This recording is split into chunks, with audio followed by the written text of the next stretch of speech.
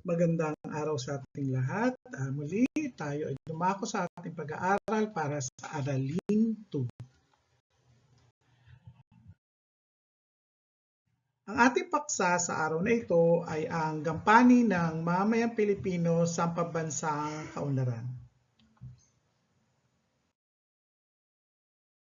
Ang ating mga layunin sa aralin ay natutukoy ang iba't ibang gampanin ng mamayang Pilipino upang makatulong sa pambansang kaunlaran.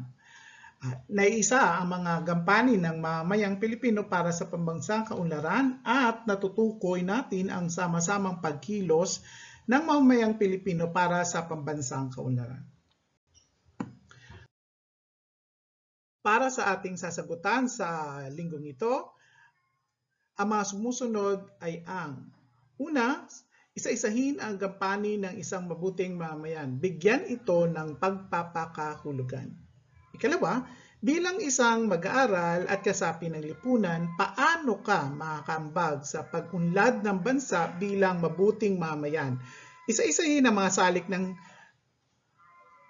mga ito, hindi bababa sa 50 salita. Ikatlo, nakakatulong ba ang sama-samang pagkilos? Bakit? Again, hindi bababa sa 50 salita.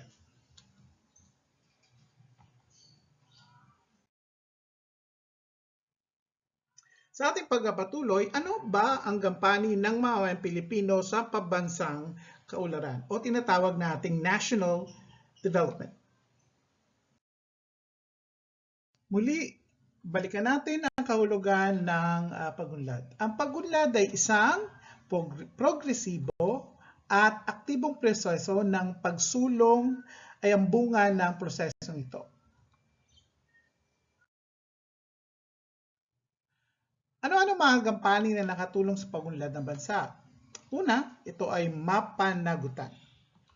Ikalawa, maabilidad. Ikatlo, makabansa. At ikaapat ay maalam. Unahin muna natin ang mapanagutan or social responsibility. Ito ay nangahulugang, it's an ethical theory in which individuals are accountable for fulfilling their civic duty. So meron daw tayong accountabilidad o responsibilidad sa ating pagtupad ng ating mga civic duty o tungkulin bilang mamayan. And the actions of individuals must be benefit the whole society. So ang ating mga pagkilos o nilalayon sa ating ay dapat tumutugon at nagbibigay ng magandang bunga para sa ating lipunan.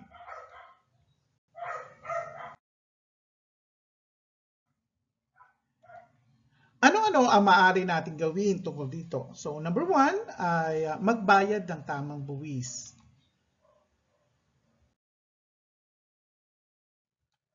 Ikalawa, makialam o maging aktivismo sa mga usapin na may kinalaman sa korupsyon, sa mga usapin issue sa lipunan na maaari tayong makatulong.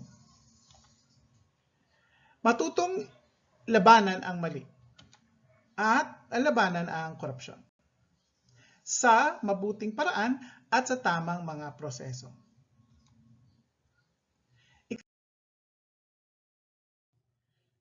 Ikalawa ay pagiging maabilidad or economically skillful. Employability. It is a lifelong continuous process of acquiring experiences, new knowledge, purposeful learning, and skills that contribute to improving one's marketability. Dapat daw, nililinang natin ang ating mga kakayanan para sa ating pagkakaroon ng trabaho, o pagtatayo ng negosyo, at iba't iba pa. So, pag sinabi nating lifelong and continuing process, hindi ito natatapos. Kailangan nating linangin ang mga meron na tayong mga kakayanan at maghanap o sumubok pa ng ibang kakayanan. Ibig sabihin, mag-aral tayo ng mabuti.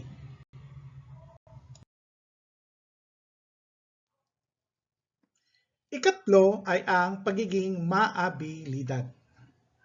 Ano ba ito? Unang-una, maaari tayong bumuo o sumali sa mga kooperatiba na nakatutulong sa paglinang ng ating mga kayananan o mag-improve sa ating financial capabilities or status. Pangalawa, magnegosyo, lumikha ng mga maliliit na negosyo para makapag-contribute tayo sa kapakanan o sa pag-unlad ng ating bansa.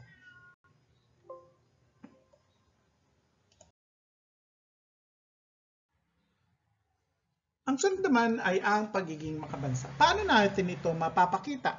Una, magpakita tayo ng respeto sa kultura at identidad ng ating bansa. Linangin natin na wikang Pilipino, gamitin natin ito. Galangin natin ang mga sumisimbolo sa ating pagkabansa at lalo na sa ating watawat. Ikalawa, partisipasyon sa gawain sa komunidad. Ibig sabihin naman nito, dapat tayo ay lumahok sa mga proyekto na ginagawa ng ating SK, ng ating paaralan, at ng ating mga barangay. Ikatlo ay pagpapahalaga sa kalikasan. Ingatan natin ang ating kapaligiran. Linisin natin ang ating kapaligiran. Huwag tayong magtapon ng mga basura kung saan-saan. Ang ating mga basura ay kung maaari ay ating itong i-segregate o kaya naman i-recycle. Pang-apat ay ang pagsunod sa batas, pagiging tapat at pagtupad ng mga responsibilidad bilang isang mamayan. Ngayon, kayo ay isang estudyante, ninanais o mas maganda na sundin natin ang mga alintutunin ng ating paaralan, mag-aral tayo ng mabuti, tumulong sa gawain bahay at iba't iba pa.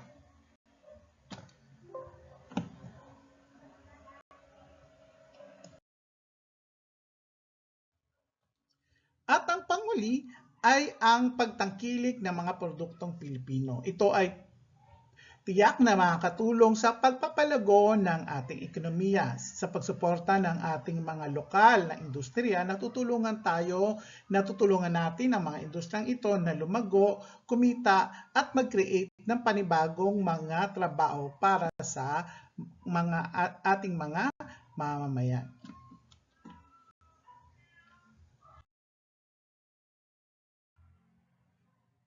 Ang panghuli ay ang pagiging maalam. Anong ibig bang sabihin nito? Sa Ingles, ito ay tinatawag na knowledgeable capital. Is the intangible value of an organization made of its knowledge, relations, learned techniques, procedures, at innovation. Paano natin ito mapapakita?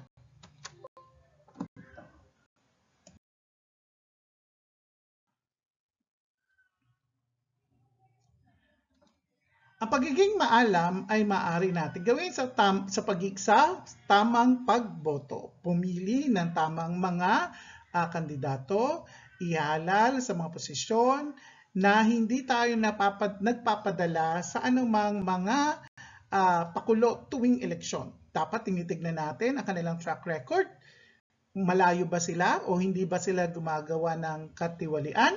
At lalong-lalo na inuuna ba nila ang kapakanan ng taong bayan.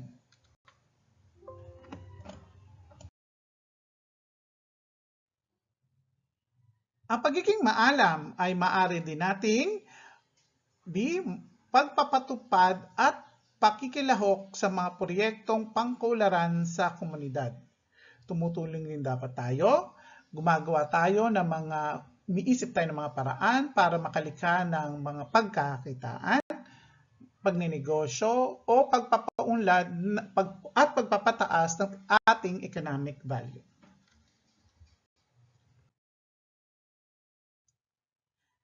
Ngayon, ulitin natin ang mga ating napag-aralan.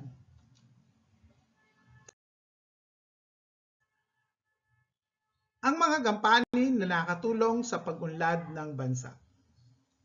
Una, mapanagutan. B, number 2, maabilidad.